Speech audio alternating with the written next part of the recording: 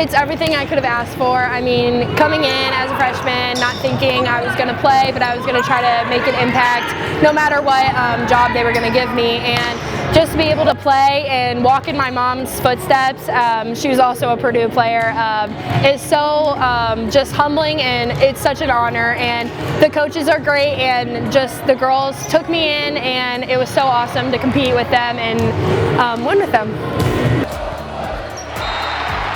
So both my mom and dad are doctors. My dad's an ophthalmologist and my mom's an anesthesiologist. So I grew up around the pre-med and health sciences, so naturally I also went into health sciences and pre-med, and I'm planning to continue into medical school, if not professional volleyball, then medical school right off the bat, and just become a dermatologist and start my own practice is the goal.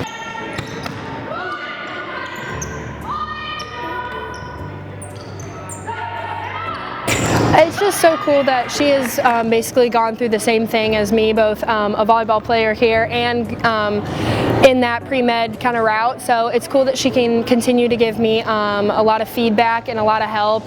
If I have any questions, I go straight to her, and honestly that has built a stronger relationship between us, and it's become more friends than mother-daughter at this point.